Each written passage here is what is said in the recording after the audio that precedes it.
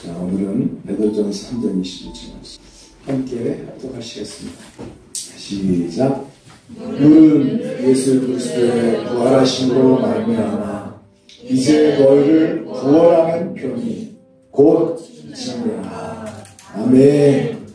오늘은 예수 이름 침례와 구원이라는 주제를 가지고 함께 우리의 말씀을 나누도록 하겠습니다. 오늘은 특별히 침례 예배로 진행해 드립니다. 예배 후에 이창권 형제님 해월에서 침례식이 있습니다.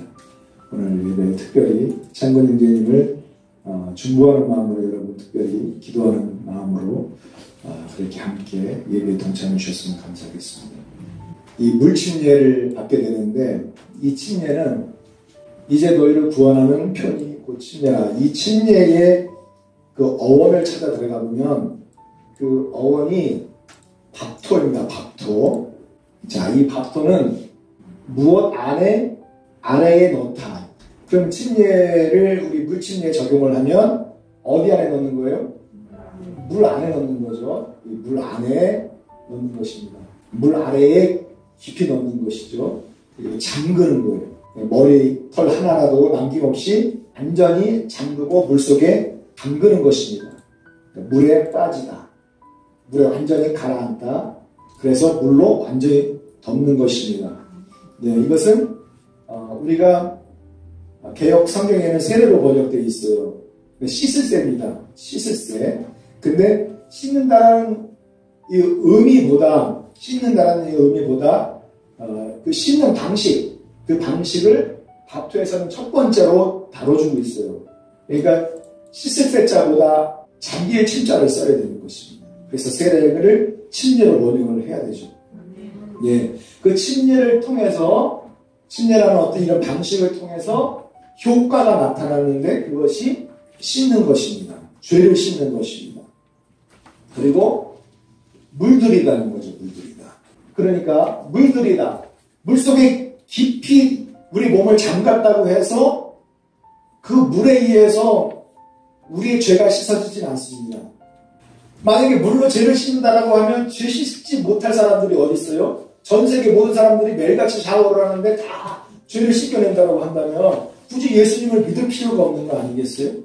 그러니까 물로다가 우리의 죄를 씻는 것이 아니라 이 물은 무엇을 상징하는 것입니까? 예수 그리스도의 피를 상징하는 것입니다. 예, 그래서 예수 그리스도의 피에 우리가 잠길 때에 우리의 온 몸과 영혼이 예수님의 피로 물드는 거예요. 예수님의 피로 이렇게 물들일 때에 예수님이 뭐랄까 그 구약시대에 보면은 그 6월절날 그 출애굽하기 전에 문설주와 임방에 피를 발랐잖아요. 그래서 이 사망의 천사가 다니면서 그 장자들을 칠 때에 그 피를 보고 어떻게 했어요? 유월했어요. 넘어간 것입니다. 예, 그렇죠? 그래서 이 피를 바른 그 집 안에 있는 자들은 구원함을 받았지만은 피를 칠하지 않은 집 안에 있는 사람들은 다 그 장자들은 죽임을 받았다는 거죠. 그렇죠? 그래서 우리가 예수 이름으로 침례를 받을 때에 예수님의 피로 우리가 물드는 것입니다. 그래서 하나님의 심판이 찾아올 때에 그 심판이 유월되는 거예요. 그렇죠? 유월되는 거예요. 넘어가는 거, 심판이 넘어가는 것입니다.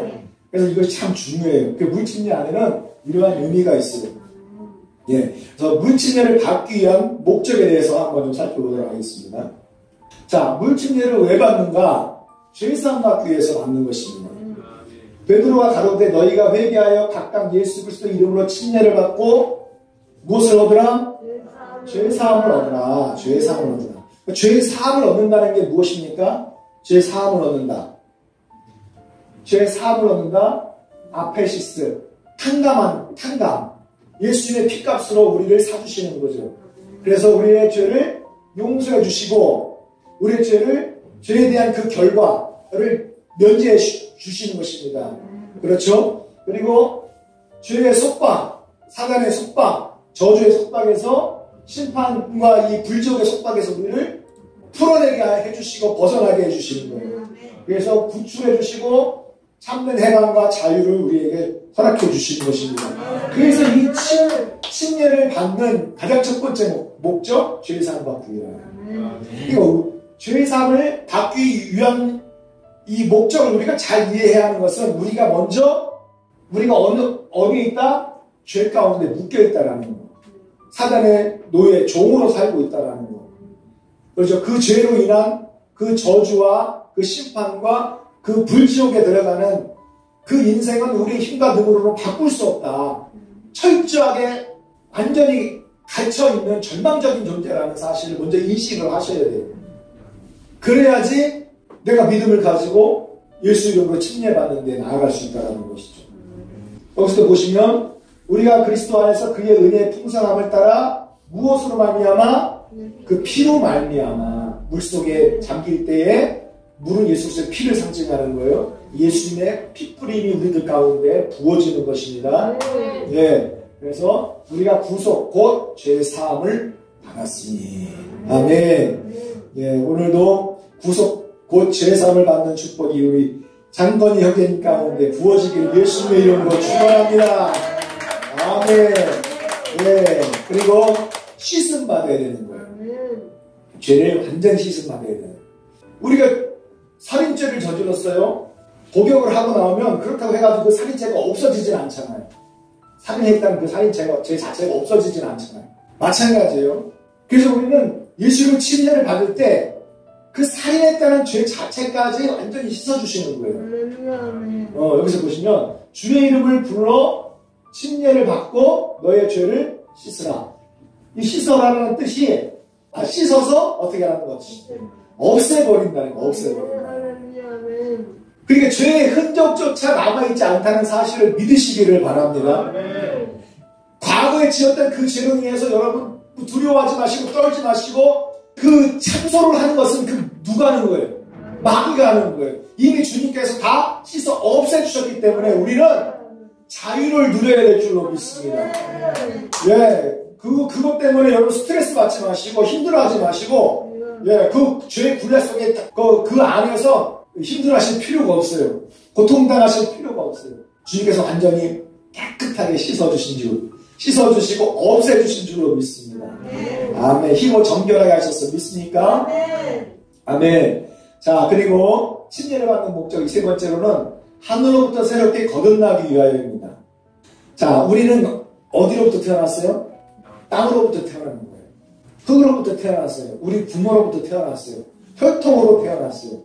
이게 첫 번째 우리의 자연적인 출생인 것입니다. 그런데 예수님께서는 뭐라고 하셨습니까? 사람이 거듭나지 않으면 하나님의 나라를 볼 수 없다고 했어요. 거듭나야 된다. 거듭나야 된다는 말은 새롭게 한 번 더 태어나야 된다는 거죠. 그렇다고 해서 우리가 엄마 뱃속에 들어갔다가 다시 태어날 수 없잖아요. 여기서 태어나는 이 거듭 태어난다는 뜻은 자연적인 출생을 말하는 것이 아닙니다.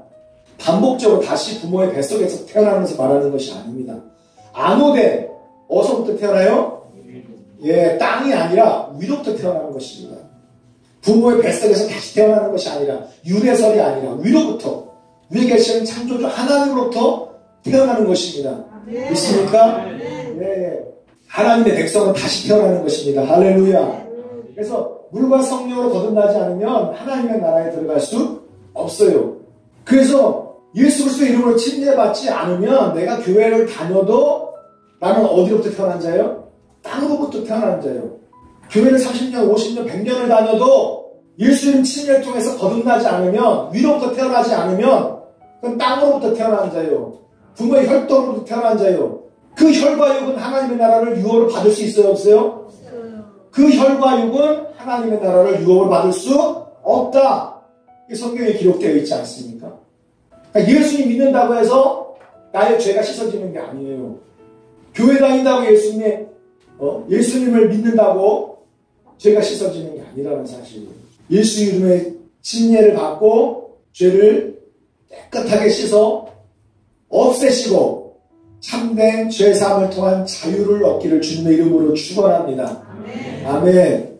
자, 그리고 네 번째로 우리가 침례를 받는 목적 무엇이 되기 위해서? 하나님의 아들이 되기 위해서 침례를 받는 것입니다. 오늘날 이 개혁주의 신학 하면 존 칼빈의 장로교 신학을 말하는 것입니다. 장로교 신학이 침례교회를 삼켰어요. 이 장로교 이 신학이, 이 개혁주의 신학이 순복음을 삼켰어요. 이 장로교 이 개혁 신학이 모든 전 세계의 이 개신교에 통일된 사람의 교리입니다. 이 사람의 교리는 구원은 무엇으로 받아요? 오직 믿음으로만 받는 거예요. 믿음으로만 받기 때문에 침례가 구원을 주는 것이 아니다라는 것입니다. 침례는 단지 무엇이냐? 구원받은 사람들이 받아도 되고 받지 않아도 되는 행위에 속한 거라는 거예요. 여기서 보면 요 금잔으로 되어 있죠? 여기에 물이 들어가 있습니다. 이것을 물을 찍어서 머리 위에다가 바르죠. 이렇게 바릅니다. 머리 위에 안수하면서 바르는데 여기 하얀 것이 이렇게 물을 찍어서 바닥에 뿌린 거예요. 물을 뿌리면서 안수하면서 바르는 거예요. 이게 지금 이게 침례의 모형을 보여주고 있습니까? 이게 침례입니까? 물에 잠기는 게 보여요? 물에 완전히 담그는 게 보여요? 그래서 침례를 말하고 무슨 세라고 해요? 약식 세라고 하는 약식. 약식으로 주는 세례라는 거예요. 약식으로 세례를 준다는 것은 침례는 우리를 구원시키지 못한다. 침례는 큰 의미가 없기 때문에 그것을 약화시켜서 세례를 주는 것이죠. 에베소 2장에 너희가 그 십자가의 은혜를 인하여 믿음으로 말미암아 구원을 얻었나니 행위에서 난 것이 아니다. 그렇기 때문에 이 개혁주의 장로교 신학은 이 침례는 뭐에 속하는 거예요? 행위에 속하는 거예요. 구원과 전혀 관계가 없다는 거죠. 오직 예수님만 믿으면 그 믿음으로 말미암아 구원을 얻는다. 이게 이신득이 또는 이신칭이라는 이 네 글자로 딱 규정해서 교리로 삼은 것입니다. 이게 바로 장로 사람의 인본주의적인 교리인 것입니다. 자, 그런데 사도 바울은 뭐라고 얘기합니까? 우리는 칼빈의 가르침의 무게보다 누구의 사도 바울의 가르침의 무게에 더 힘을 불어넣어줘야 됩니다. 그래서 왜냐하면 우리들의 정체성이 사도들과 선지자들의 터 위에 셈을 받은 자들이지 개혁주의 신학자들에게 터 위에 셈을 받은 자들이 아닌 것입니다. 있습니까? 사도 바울은 뭐라는 겁니다. 사도 바울. 내가 여러분에게 한 가지 알아볼 것이 있습니다. 여러분이 갈라디아 교회 성도들에게 말씀하는 것입니다. 성령 침례 받은 것은 자 율법을 지켜서 행위로 받는 것입니까? 아니면 기쁜 소식이 뭐예요? 복음이잖아요.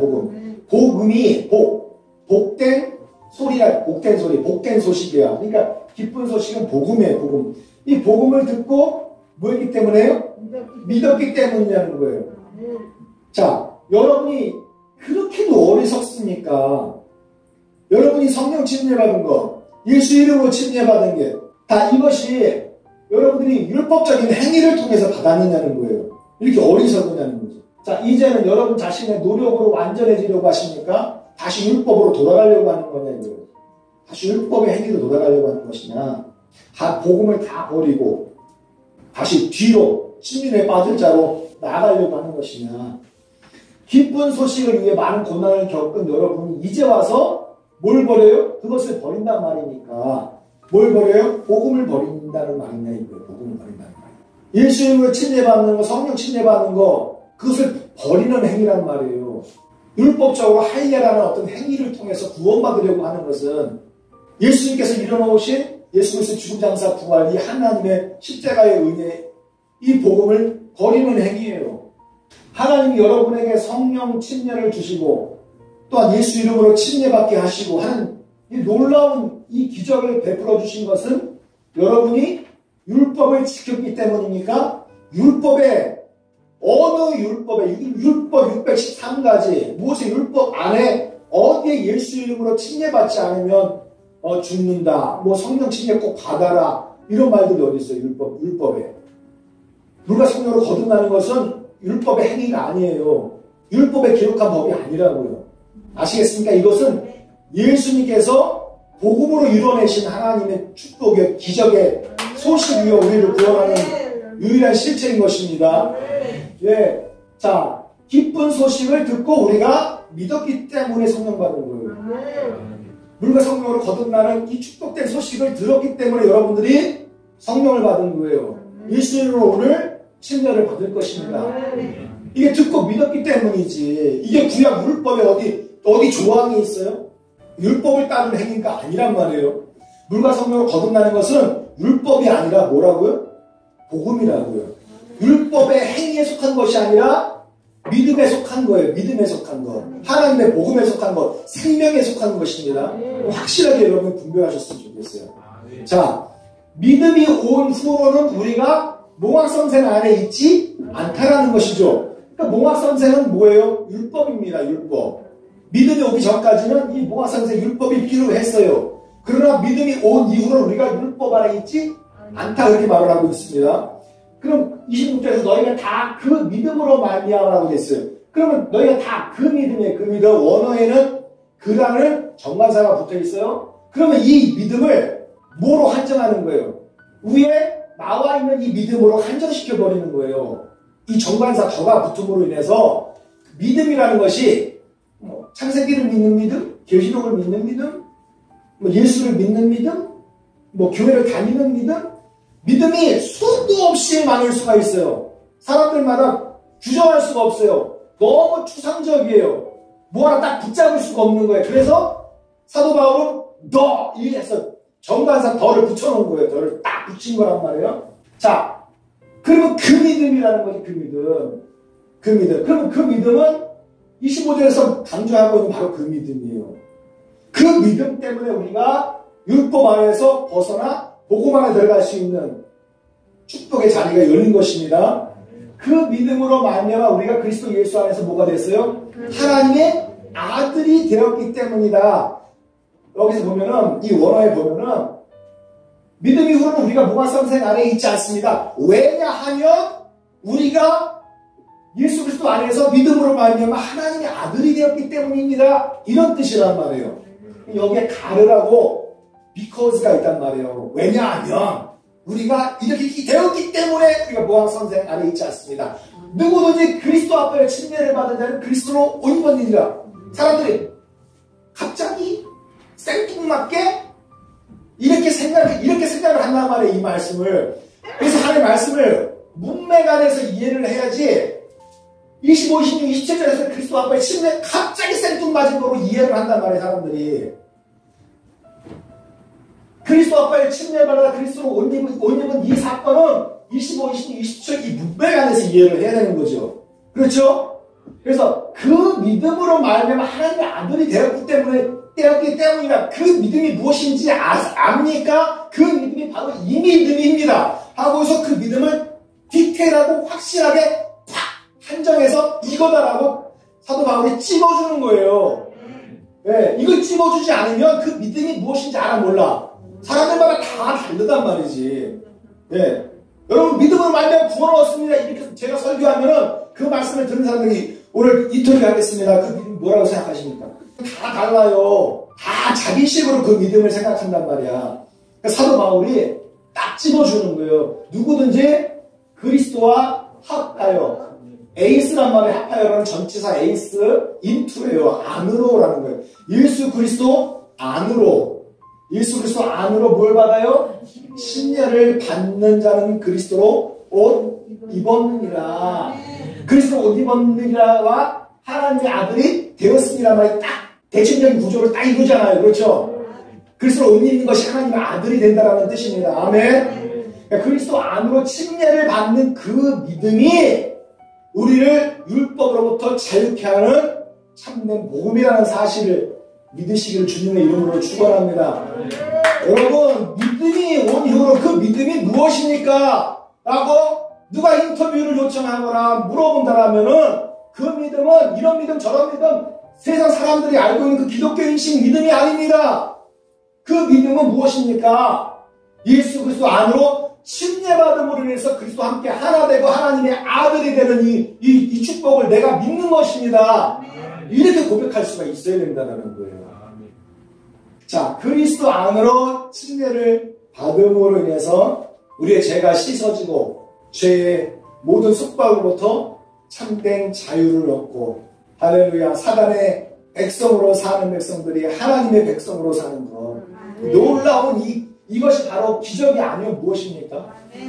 이게 바로 기적이라고 이제 사도 바울이 얘기하잖아요. 얼마나 큰 은혜인 것입니다.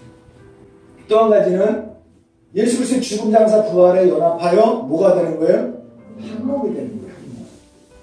우리가 그리스도 안에서 예수 그리스도의 죽음 장사 부활에 연합해서 한 몸. 예수 그리스도가 우리 몸에 뭐가요? 뭐예요?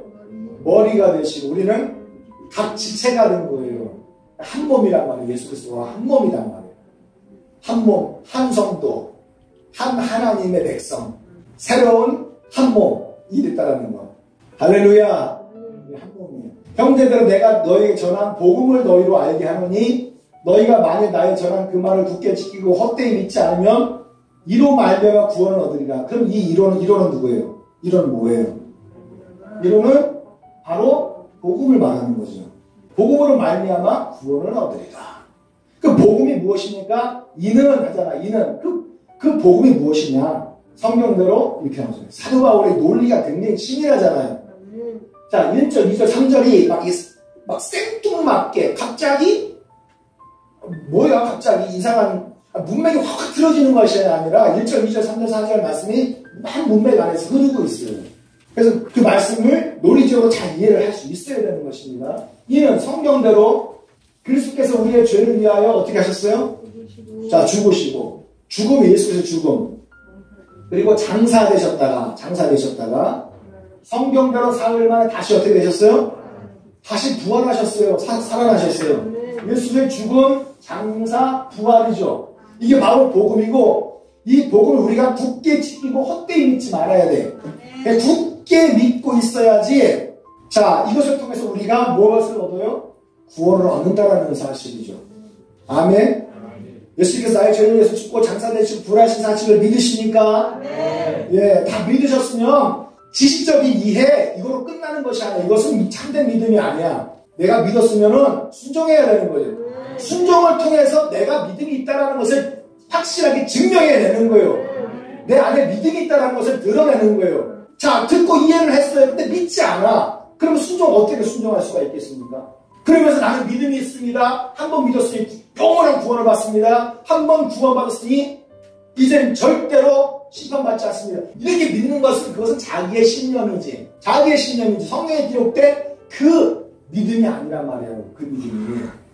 사도 바울이 예수의 죽음 장사 부활을 믿어야지 이로 말미암아 구원을 얻는다라고 했어요. 로마서 6장 4절에서는 그 예수의 죽음 장사 부활을 단지 믿는 것이 아니라 단지 이해만 하는 것이 아니라 어떻게 해요? 연합해서 예수의 죽음 장사 부활과 연합해서 예수와 한 몸이 돼야 돼. 믿습니까? 한 몸이 돼야 되는 거예요. 자, 예수의 죽으심과 합하여 물침례를 받으면 그와 함께 뭐가 됐어요? 장사됐어요. 자, 그리고 성령 침례를 받아서 새 생명 가운데에서 행하게 하려 하십니다. 우리로 또한 성령 침례를 받아서 새 생명 가운데에서 행하게 하려 하십니다. 자, 이 말씀을 우리가 잘 이해를 해야 돼요.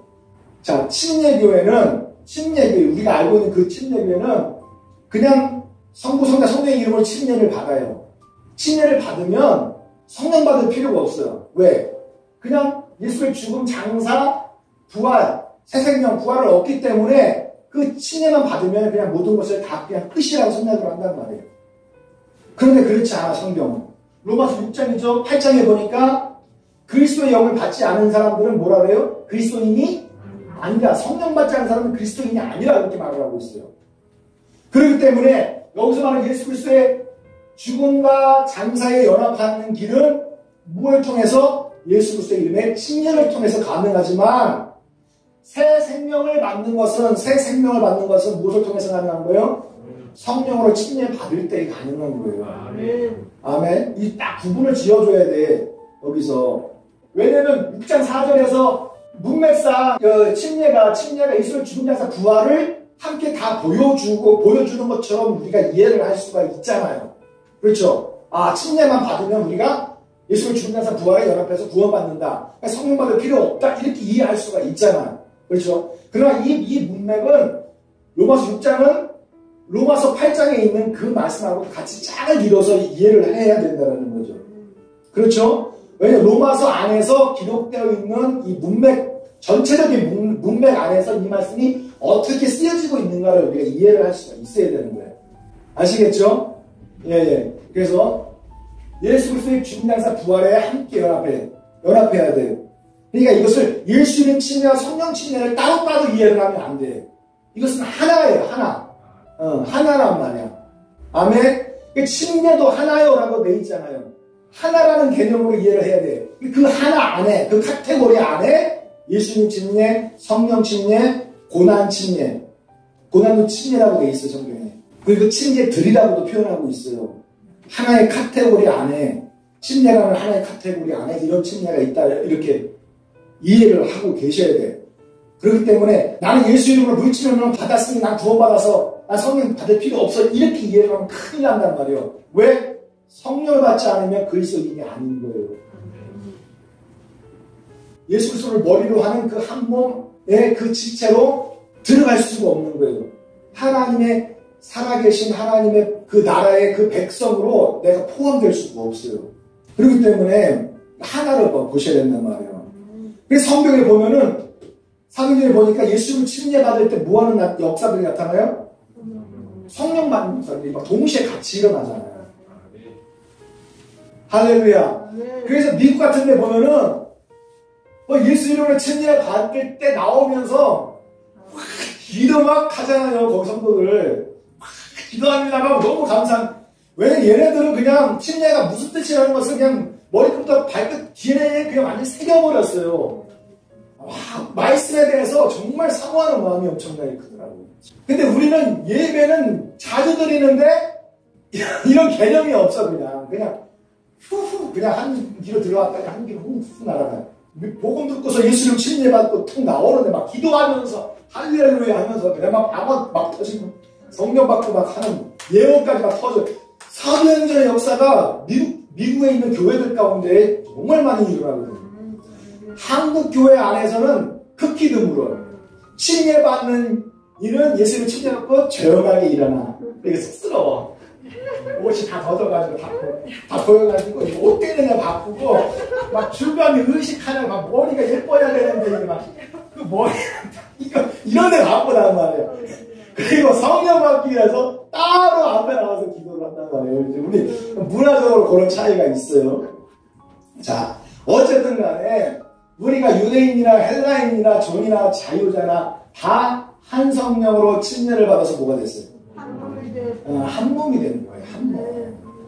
예수 그리스도의 죽음이 여러분들의 죽음이 되시고 예수 그리스도의 장사가 여러분들의 장사가 되시고 예수 그리스도의 부활이 여러분들의 부활이 돼야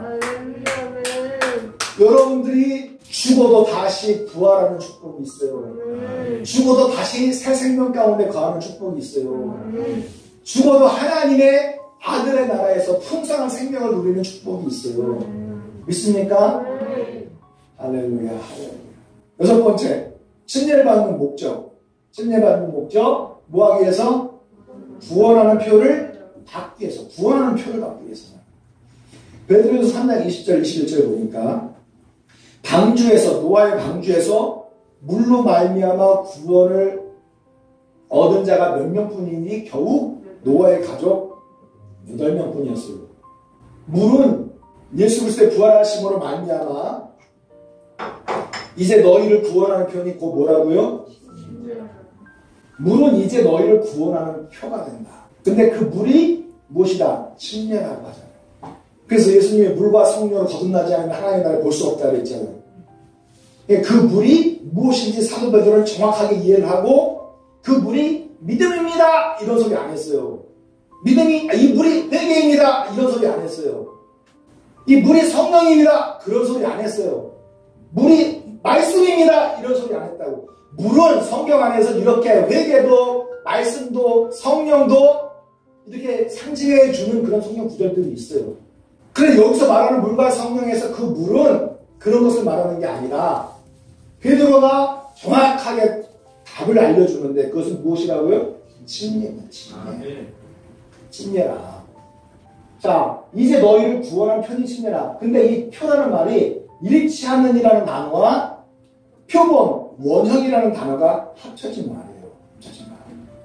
그러니까 이것은 무엇을 의미하는 것입니까? 노아 시대 때 일어났었던 그 홍수 심판, 모든 전 세계 모든 사람들, 죄인들이 다 죽임을 당했어요. 그러나 노아의 가족들, 특별히 노아가 만든 이 방주 안에 탄 사람들이 8명만 구원을 받았다는 것이죠. 그러니까 그것이 노아의 그 홍수 심판과 그 방주 안에 들어가서 구원받는 그 그림이 무엇을 보여주는 그림자예요? 오늘날의 예수 그리스도의 이름으로 칭례받는 것을 보여주는 그림자라는 거예요. 그게 모형이에요. 그림자의 모형입니다. 그렇죠? 그러면 그 노아의 그 홍수 심판과 그 방주를 통한 그 구원에 뭐가 되는 거예요? 잃지 않은 표본이 되고, 표가 되고, 원형이 되고, 실체가 되는 것이 무엇입니까? 일수일로 받는 물침례라는 사실이에요. 그렇죠? 그래서 노아의 방주는 무엇을 상징하는 거예요? 예수 그리스도를 상징하는 거예요. 복음을 상징하는 거예요. 예수 그리스도 복음 안에 들어가 있는 자들은 하나님이 심판하셔도 살지만, 예, 그 예수 그리스도 복음 안에 들어가지 않는 자들은 그건 죽는다라는 거예요. 그건 심판받는다라는 것이죠. 그 믿습니까? 그래서 물은 예수 그리스도 부활하심으로 말미암아 언제? 이제 믿음이 온 이후로 이제부터 너희를 구원하는 표, 확실한 실체, 확실한 원형으로 확 드러났기 때문에 이것을 우리가 붙잡아야 됩니다. 이것을 붙잡아야 돼요. 구원하는 표를 붙잡아야 돼요. 구원하는 이 표가 곧 노아의 방주, 노아의 시대 때 무엇이에요? 하나님의 심판, 홍수 심판으로부터 구원했었던 노아의 뭐가 되는 거야? 방주가 되는 거야. 그러니까 이 물침례는 방주라는 거예요. 방주.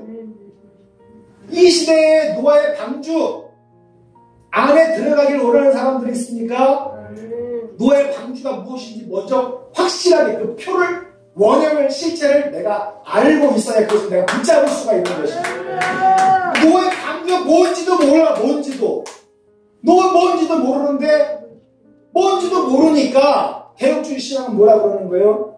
구원은 오직 믿음으로만 얻는 것이지 침례는 구원과 전혀 상관없다. 성경에 이렇게 기록이 되어 있는데도 이거 100번 읽으면 뭐예요? 1000번을 읽으면 뭐예요? 이 말씀을 이해를 못하는데 이 1000번을 읽은들 무슨 의미가 있냐고요. 하나님 말씀을 한 번 통독을 해도 복음을 통해서 관통을 해야지 하나님 말씀이 창세기부터 계시록까지 꿰어지는 거예요. 한 번을 읽어도 여러분들의 믿음이 더욱더 크게 성장할 수 있는 것입니다. 할렐루야. 그래서 믿고 뭘 받아요? 침례를 받는 사람은 무엇을 얻어요? 구원을 얻을 것이라는 말을 하잖아요. 믿지 않는 사람은 어떻게 해요? 정죄를 받으리라. 그러니까 사람들이 이렇게 생각해. 자, 믿었으니까 그 정죄받지 않는다 이렇게 얘기해. 침례받지 않아도. 근데 성경 뭐예요? 믿고 침례를 받는 사람은 구원을 얻을 것이라고 했잖아. 믿고 침례를 받는 사람. 예수 그리스도의 십자가의 복음을 믿고 예수의 죽음, 장사, 부활에 연합해서 하나님의 아들 되는 것, 예수의 중장사 부활에 연합해서 죄를 씻고 죄의 사함을 받는 것, 하나님의 백성이 되는 것, 구원하는 표를 붙잡는 것, 이 말씀을 여러분들이 듣고 믿음이 왔으면 당연히 뭐 하게 돼? 침례받게 되는 거예요. 하나님 믿고 침례받게 되는 거고, 이 믿음 안에는 뭐가 포함되어 있어요? 순종하는 이것까지 다 포함되어 있는 거예요. 순종하는 것, 순종까지 다 포함되어 있는 거란 말이에요. 순종하지 않는 그 믿음은 살아있는 것처럼 보여도 죽어있는 믿음이에요. 죽어있는 믿음. 그 행함을 통해서 믿음이 같이 일하는 것이고, 행함을 통해서 그 믿음이 온전해지는 거란 말이에요. 행함이 없는 믿음은 영혼 없는 몸과 똑같다라는 거예요. 죽은 것이다. 그 죽은 믿음을 가지고 우리를 어떻게 구원할 수 있겠느냐는 거예요. 그래서 사랑하는 성도 여러분, 오늘 이 말씀을 들으셨으면 이 말씀을 따라서 구원하는 이 표를 확실하게 붙들기를 주님의 이름으로 축원합니다. 내가 미국 가는 비행기 표가 있다 하더라도 비행기를 타야지 내가 미국에 갈 수 있는 거지. 이 표를 가지고 미국 간다는 것을 이해를 하고 있어. 그걸 적용하지 않아. 비행기를 타질 않아. 그럼 믿는다라는 그 자신의 표가, 믿는다라는 자신의 표, 자신의 생각이 어떻게 자신을 미국으로 데려다 줄 수가 있냐는 거예요. 여기 천국 간다는 믿음이 있으십니까? 천국 가는 표가 있어야지. 그렇죠? 실제적으로 적용을 하시란 말이에요. 실제적으로. 천국 가는 그 표를 내가 붙들어야지. 주님께서 이리로 올라오라 하실 때 눈 깜짝할 새 그냥 쉿 하고 간 거야. 다음에 뭐 지금 개발하잖아요. 15분이면은 서울에서 부산까지 그냥 한 번에 쏘는 거야. 그러니까 공중에서 그냥 떠가지고 날르는 거야. 15분이면. 와, 대단한 기술이. 그런데 우리는 성경에 보니까 눈 깜짝할 새라고 돼 있어.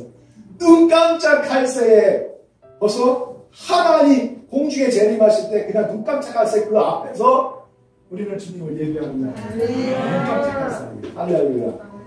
예, 그래서 구원하는 표가 있는 자들만이 하나님의 나라에 들어갈 수 있는 축복이 있는 줄로 믿습니다.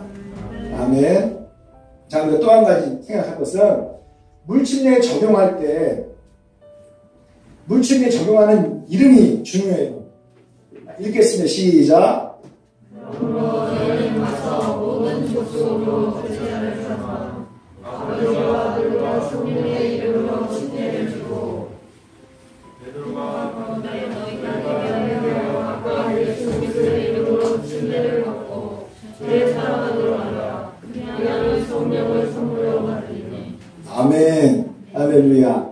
자, 예수님께서 이제 감람산에서 이제 부활 승천하시는데 이제 마지막으로 주시는 메시지야. 중요해, 안 중요해요? 유언이야, 유언. 우리 부모님 돌아가실 때, 마지막으로 하실 때 그 유언 중요하죠? 그 말씀처럼 정말로 제일 중요한 말씀이야. 모든 족속으로 제자를 삼으면 반드시 아버지와 성령의 이름으로 침례를 주라는 거예요. 이게 제일 중요하지 않겠어요? 여러분 부모님들이 돌아가실 때 믿지 않는 자식들한테 무슨 말을 유언으로 해주고 싶어요? 여기에 땅 있어 찾아봐. 여기 통장도 찾아봐. 10초 안에 돌아가신다면 무슨 말씀을 하시겠어요? 가장 중요한 말을 하시지 않겠습니까? 바로 이거예요. 아버지와 성령의 이름으로 침례를 받고 죄의 씻음을 받으라는 거예요. 죄의 씻음을. 죄의 사함을 받아요. 그 죄를 가지고 어떻게 하나님 앞에 갈 수 있냐고요. 누구의 이름으로 받아야 돼요? 아버지와 아들과 성령의 이름으로 침례를 받아야 돼요. 그러면 아버지와 아들과 성령의 이름이 누구의 이름인지 확실하게 아는 목회자에게 침례를 받아야 돼요. 아버지의 이름이 뭔지도 모르고 아들의 이름이 뭔지도 모르고 성령의 이름이 뭔지도 모르는데 뭘 받겠어요? 무슨 구원의 표를 어떻게 받을 수가 있겠어요? 근데 여기서 보면 아버지, 아들과 성령이라고 하니까 하나님의 이름이 셋이 있겠거니 이렇게 생각하는 사람들이 있잖아요. 그런데 성경에 보니까 그 이름이 복수가 아니라 단수라는 거죠. 단수. 그러면 세 개라는 거예요? 한 개라는 거예요? 오직 한 개라는 거예요. 오직 한 개. 그럼 아버지와 아들과 성령의 이름이 오직 한 개란 말이에요. 한 개. 하나. 아버지와 아들 성령이 한 분이신 하나님이라는 것을 알 수 있죠. 그러니까 사도 베드로가 2장 38절에서 디아스포라 유대인들에게 복음을 증거하면서 뭐라고 합니까? 너희가 회개하고 예수 그리스도의 이름으로 침례를 받아라. 예수님 앞에서 12 사도들이 아버지와 성령의 이름으로 침례를 주라고 한 그 말씀을 베드로가 이해를 해서 못했어요. 정확하게 이해를 했단 말이에요. 그런데 이 말씀을 가지고 오늘날 이 시대의 개혁주의 목회자들이 뭐라 생각하십니까?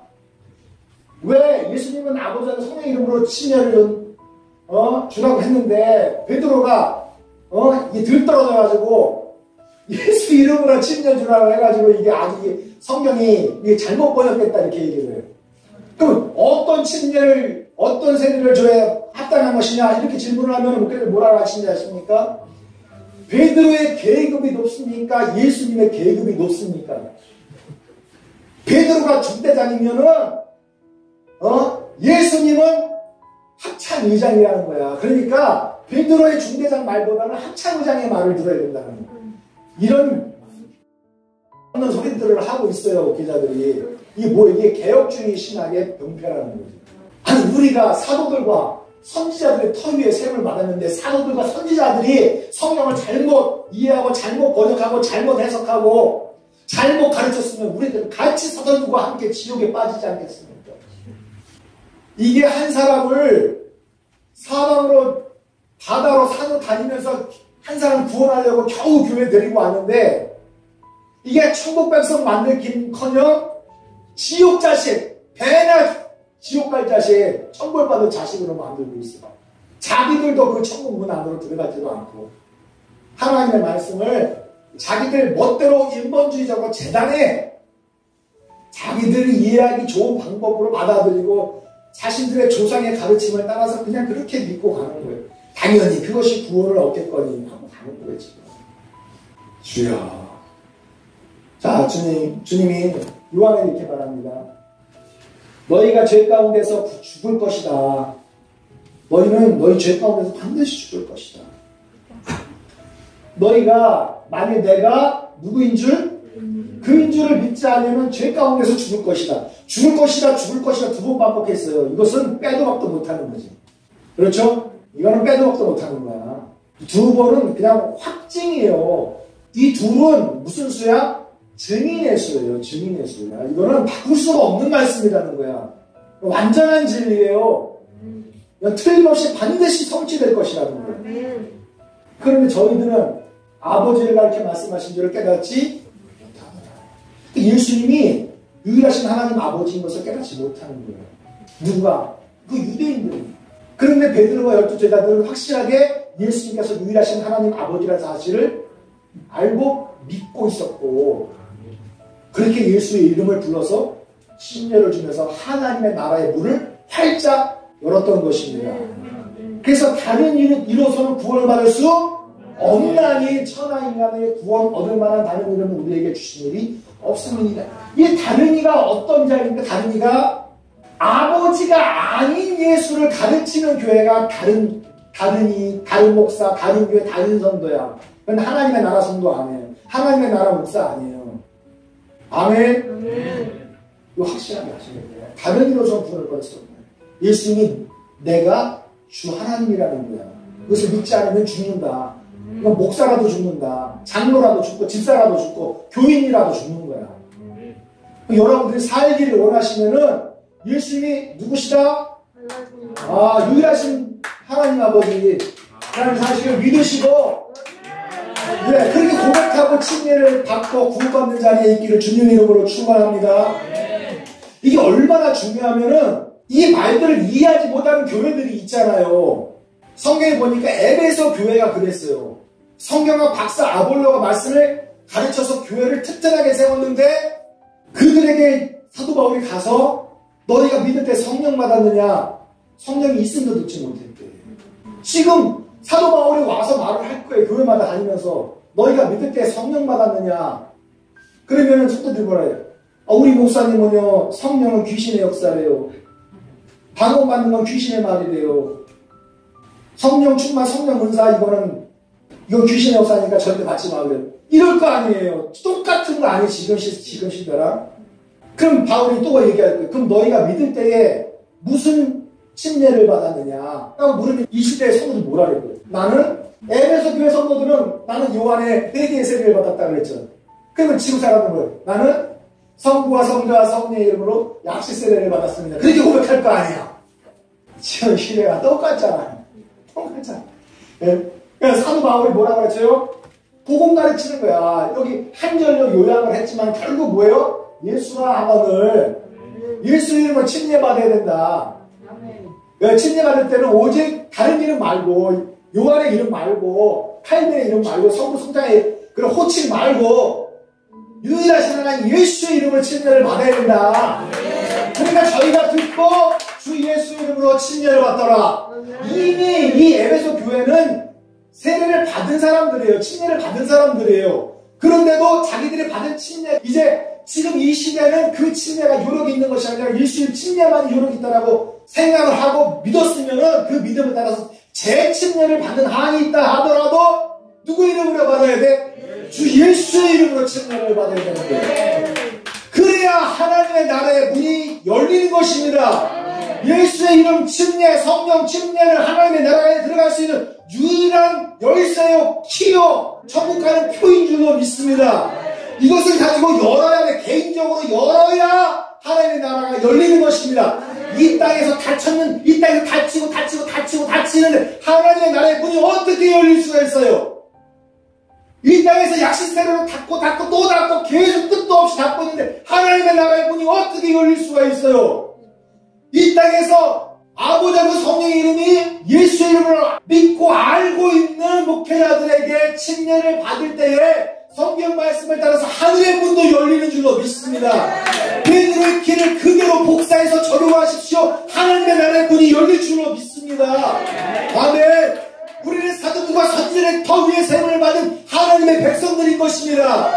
하나님의 말씀 성령을 그대로 우리가 인정하고 진리의 말씀을 우리가 붙들고 높여야지 하나님께서 기뻐해 받으시는 줄로 믿습니다.